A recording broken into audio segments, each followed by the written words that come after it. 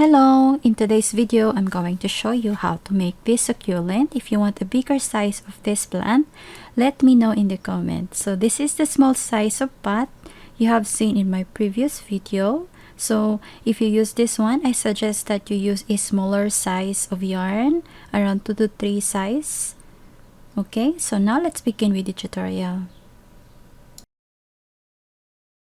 For the stem of the succulent, form a magic ring and then 4 single crochet, and then next round increase for 8 single crochet, and you just need to do in spiral for 6 centimeter long. And then once you have 6 centimeter long, you will do a decreases in each of the stitches. So decrease 1, decrease 2, 3, and 4 decrease, and after that you will insert this tail up on the top of the stem.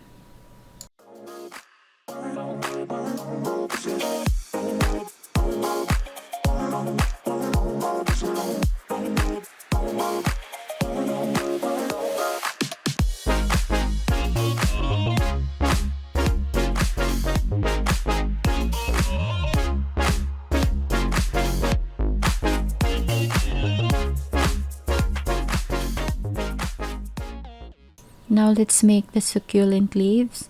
Do a magic ring,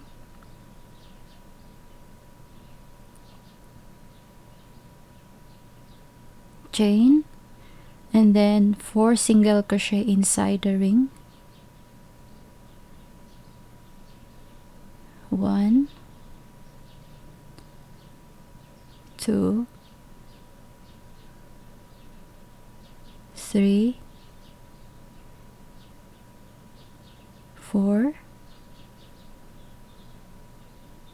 and then pull the tail of the yarn, and then round 2,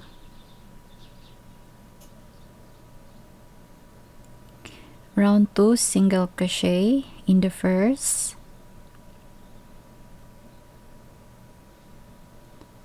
that's 1, and then increase in the next, 2, and then 3, and in the next single crochet, 4, and then increase in the next, that's 5 and 6. So you have 6 single crochet stitches, and then for round 3, 4, 5, just repeat spiral 6 single crochet, and after that leave an extra tail.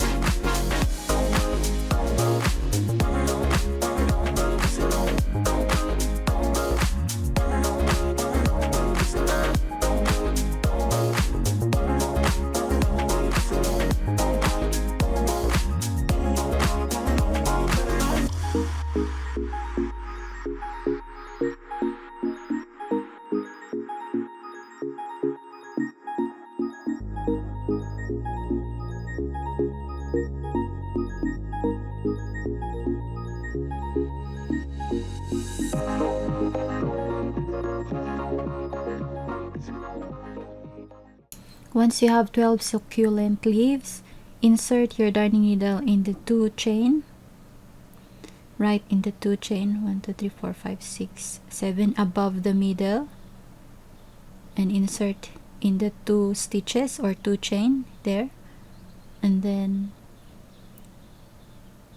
so on the side,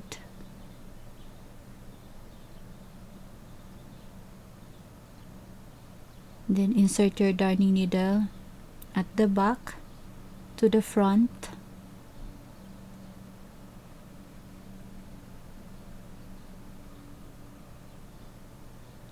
then to the front, to the top of the stem.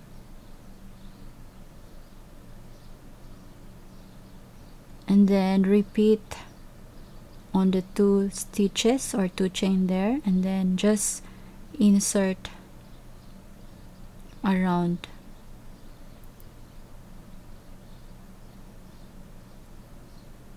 And then slip through the extra tail under the stem.